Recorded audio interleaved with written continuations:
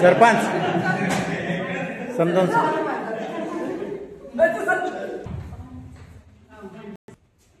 पाण्यासाठी असं भांडणं बरोबर नाही बायांनो. ज्यांचा नंबर आहे त्यांनी घ्यावं. आता आपल्या पृथ्वी तलावर जरी 71% पाणी असलं तरीही पिण्यायोग्य पाणी 29%च आहे. आणि आपण पाऊस भरपूर प्रमाणात जरी पडला तरी पाणी हे अडवलं पाहिजे आणि ते जमिनीमध्ये मुरवलं पाहिजे.